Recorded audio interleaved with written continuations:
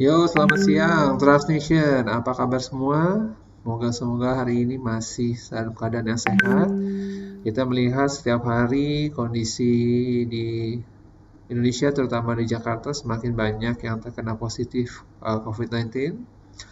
Jadi hari ini saya akan membagikan share gimana caranya kita tetap ada di rumah, tapi kita bisa menghasilkan dengan cara menabung. Nah, kita akan memberikan informasi bagaimana cara berinvestasi walaupun ada di rumah kali ini. Oke, yang pertama saya akan jelaskan di sini mengenai yang mungkin beberapa teman-teman belum tahu istilahnya saham. Jadi saya akan tunjukkan di sini. Di sini saya sedang membuka untuk layar di mana kita bisa melakukan transaksi melihat ini di sini melihat historical dari sebuah saham.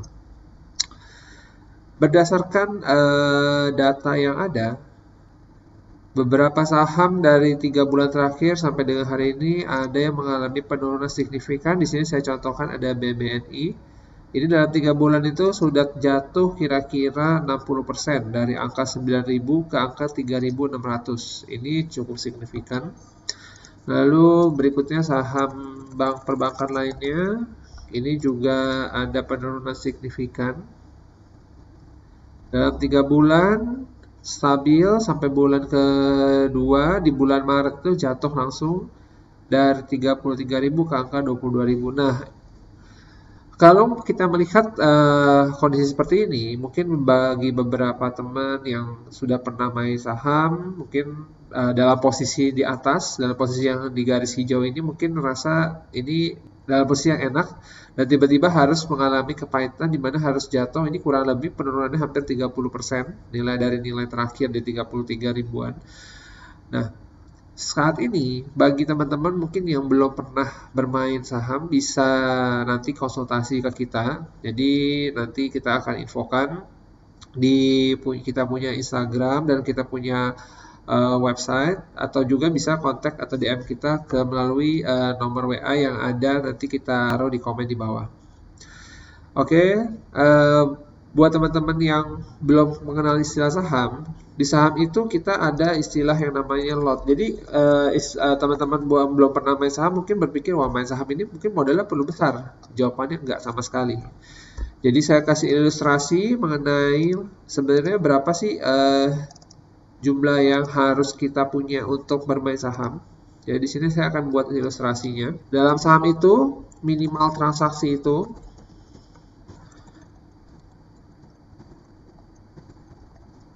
kita sebut lot. Minimal transaksi itu di dalam saham itu kita cukup 1 lot, minimal transaksi 1 lot yang sama arti dengan 100 lembar saham. Oke. Nah, lalu dalam 100 lembar saham ini kita akan kalkulasi dengan harga sahamnya. Misalnya kita contohkan hari ini kita ada BBNI tadi. Itu di harganya terakhir ini per hari 3.450 ya, berarti 3.450. Ini berarti akan dikalikan dengan 100 lembar. Berarti kita cukup punya modal sebesar 345.000 rupiah.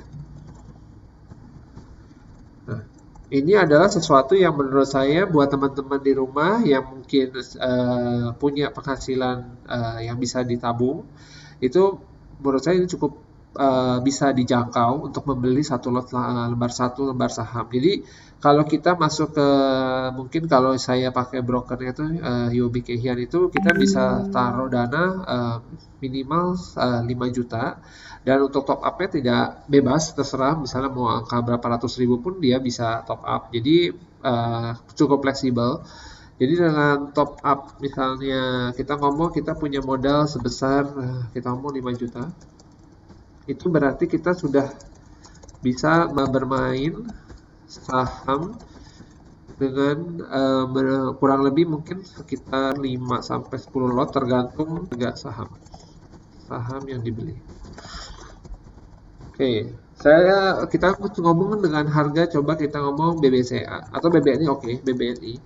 Kalau kalian kemarin beli di harga, kemarin tuh penutupan BBNI itu di harga close-nya di harga 2.970. Kalau misalnya kita buy di sini dan sell di harga hari ini 3450, berarti ini sudah gain kurang lebih ini 8-9% dalam satu hari.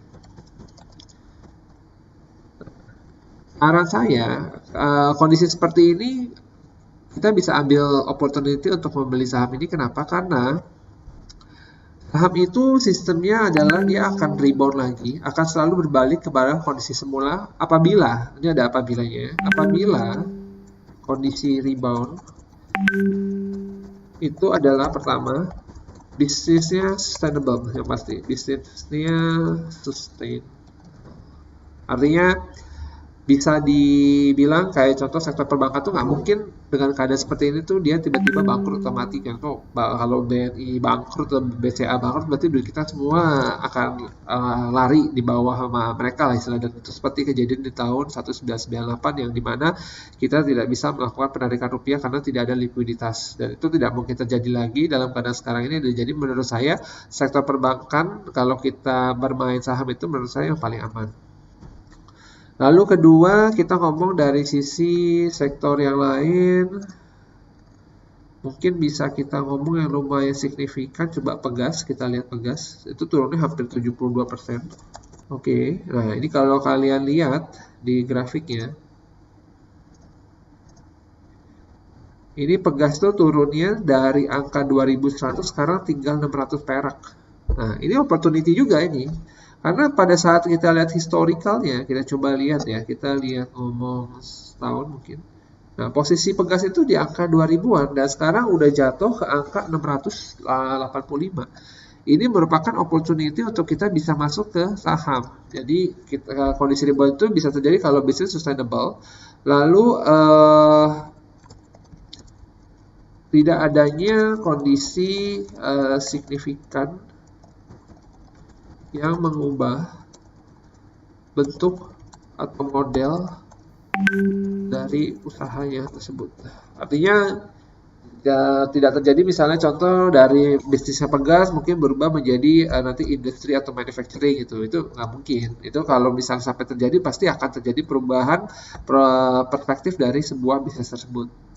Oke, lalu berikutnya gimana nih kita mulai entry-nya? Artinya bagaimana itu memulainya? Oke. Nah, mungkin ini buat teman-teman yang sudah pernah main, mungkin ini sudah tidak perlu lagi. Untuk poin pertama yang pasti adalah kita harus punya broker. Nanti kalau kalian mau teman-teman mau pakai broker yang saya punya, bisa di kontak atau komen di kita punya channel untuk bisa kita kontak nanti kembali supaya kita bisa infokan. Lalu kedua, siapkan dananya.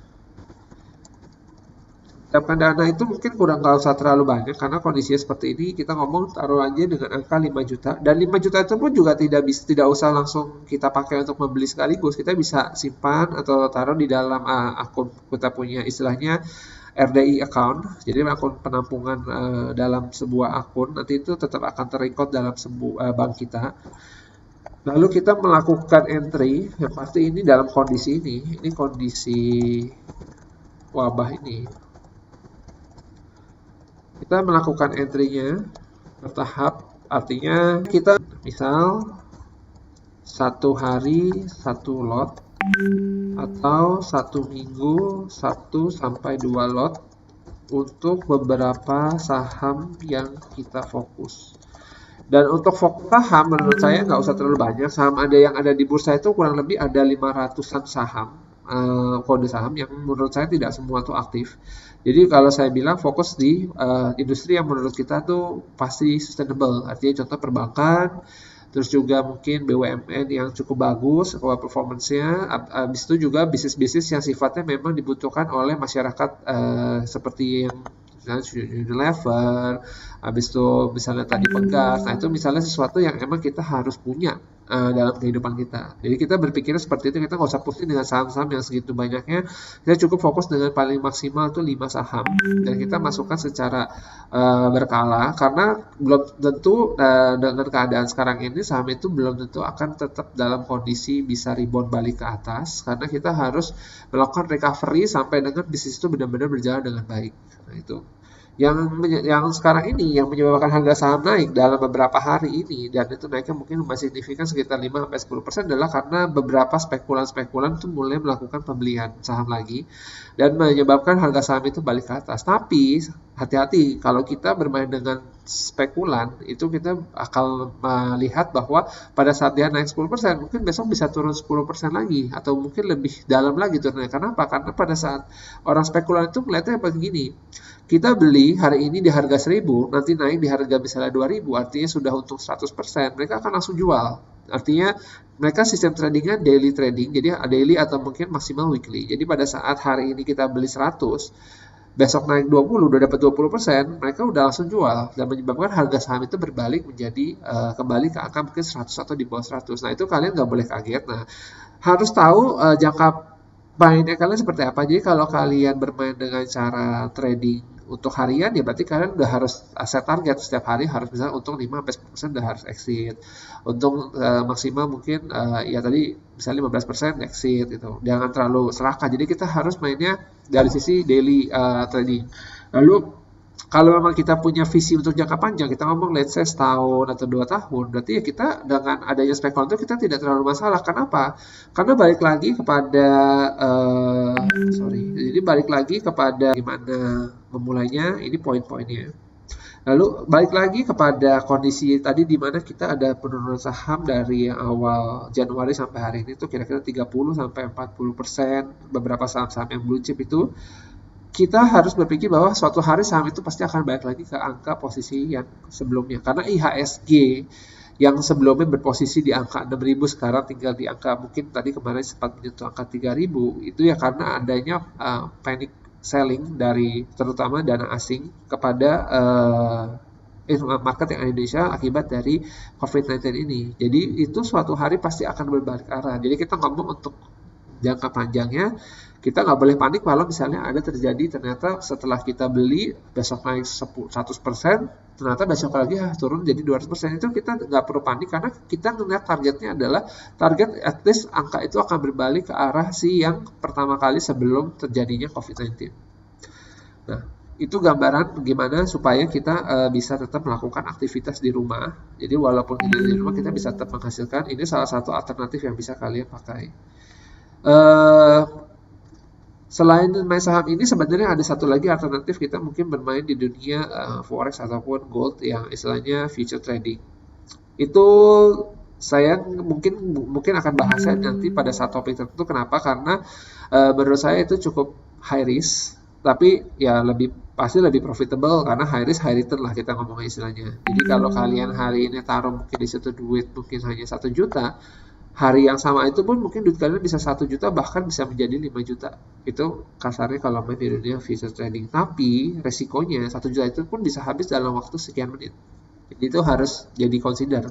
Sedangkan kalau di saham ini, asal kalian bermain dengan saham-saham yang memang bisnisnya sustainable, nggak usah takut, itu pasti akan selalu bisa menghasilkan profit. Artinya profitnya dalam bentuk ada dua, satu dividen, kedua itu capital gain. Nah, kalau dividen itu ya biasa nanti kalau misalnya ada RUPS dan setiap tahun atau mungkin 6 bulan sekali akan dibagikan dividen yang masuk ke dalam RDI kalian. Lalu kalau misalnya capital gain adalah berdasarkan harga yang kalian entry. Ya contoh tadi misalnya entry di harga 2970, jual di angka 3450, ya udah kalian udah gain kira-kira 8-9% dalam satu hari gitu. Kira-kira itu yang mungkin bisa dijadikan gambaran bagaimana kita bisa menghabiskan waktu di rumah untuk menghasilkan mungkin salah satunya untuk menabung lah kita ngomong di sini, karena bagaimanapun juga kondisi ekonomi saat ini belum stabil dan kita belum punya opportunity untuk melakukan bisnis yang sifatnya konvensional ataupun ya bisnis yang biasanya, karena semua orang melakukan hold money dan mereka berjaga-jaga untuk menghadapi bahaya mungkin yang COVID-19 ini yang berlangsung mungkin bisa kurang lebih prediksinya itu sampai recovery itu bisa 6 bulan. Karena ini kita masih baru awal mulai di mana COVID-19 itu kita bisa ngomong tuh baru mulai tersebar di negara kita, dan kita masih ada waktu mungkin April atau Mei itu adalah di mana titik di mana akan terjadinya tuh pelonjakan orang-orang yang akan terkena positif COVID-19. Jadi buat teman-teman yang nonton video ini, saya sarankan selalu untuk coba bertahan, stay di rumah sebisa mungkin, tidak melakukan activity, dan juga memberikan waktu buat keluarganya, dan selalu menjaga kesehatan selama berada di rumah. Kenapa? Karena seperti yang mungkin yang sudah diinfokan juga dari media dan juga dari ahli kesehatan, bahwa COVID-19 itu bukan penyakit yang istilahnya kelihatan. Artinya kalau misalnya kayak kita kena cacar, atau misalnya kita kena virus influenza atau dan sebagainya, itu bentuknya terlihat. Karena ini tidak terlihat dan tidak ada gejalanya juga, sometimes untuk orang-orang yang punya immunity yang bagus, dan itu menyebabkan kita tidak tahu apakah kita pembawa atau bukan.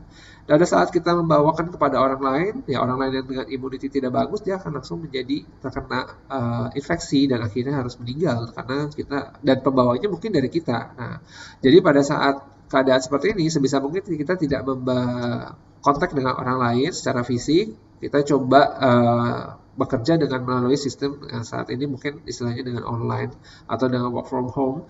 Itu bagaimana koordinasi dengan para kolega kita dan bagaimana dengan bisnis kita. So, selalu menjaga kesehatan. Semoga bencana ini bisa segera reda. Dan buat teman-teman yang mau berkonsultasi mengenai bagaimana strategi bisnis yang kalian harus lakukan untuk mengatasi wabah ini, bisa kontak ke kita, bisa komen di bawah, nanti kita akan replay komennya, dan juga kita akan DM kalau memang perlu konsultasi yang lebih lanjut. So, thank you untuk yang sudah nonton video ini. Jangan lupa subscribe channel kita, dan juga selalu lihat perkembangan update dari video-video kita. Kita akan selalu memberikan edukasi kepada teman-teman supaya bisa menjadi lebih baik. Oke, see you, thank you.